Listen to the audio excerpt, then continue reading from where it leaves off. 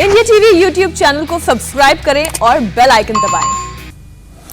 क्या देश में तीसरी लहर की वजह से बनेगा केरल में बढ़ता कोरोना? और इस सवाल ने तमाम विशेषज्ञों की चिंता भी बढ़ा दी है, क्योंकि केरल में पिछले 4 दिनों से लगातार 20,000 से ज्यादा नए मामले सामने आ रहे हैं।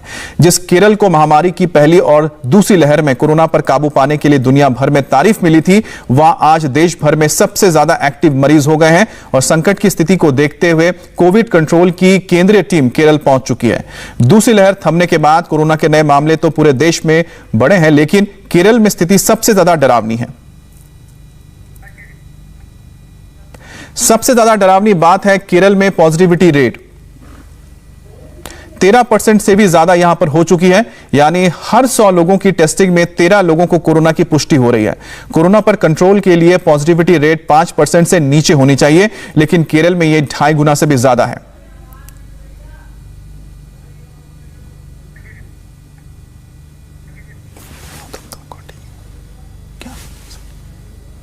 टीवी चलाओ ना, लिखा क्या है? तो केरल में कोरोना की रफ्तार भी घातक और रोजाना बढ़ते नए मरीजों की तादाद भी। ऐसे में सवाल है कि केरल सरकार से चूक कहां हुई है।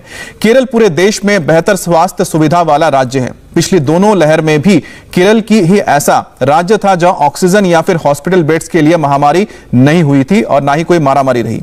तो फिर अभी तमाम सुविधाओं के बीच बढ़ते संक्रमण की आखिरकार वजह क्या है?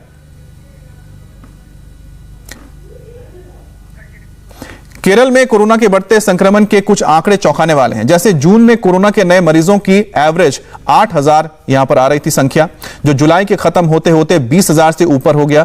आज स्थिति यह है कि देश में सबसे ज्यादा एक्टिव मरीज केरल में ही है और यहां 7 जिलों में पिछले 4 हफ्तों से तेजी से संक्रमण फैला है। अभी कुछ दिनों पहले देश भर की सीरो रिपोर्ट आई थी, जिसमें भी देश में सीरो पॉजिटिविटी रेट 67% थी, लेकिन केरल की मात्र 44% ही मिली थी। यानी केरल में सिर्फ 44% लोगों में ही कोरोना की एंटीबॉडी डेवलप हुई है, जबकि देश में यह एवरेज 67% है।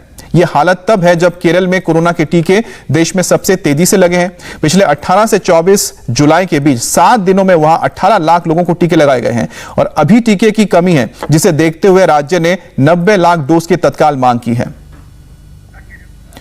केरल में कोरोना के बढ़ते संक्रमण की वजह है डेल्टा वेरिएंट। इसके बारे में एक अमेरिकी रिपोर्ट में डराने वाली बात सामने आई है। रिपोर्ट के मुताबिक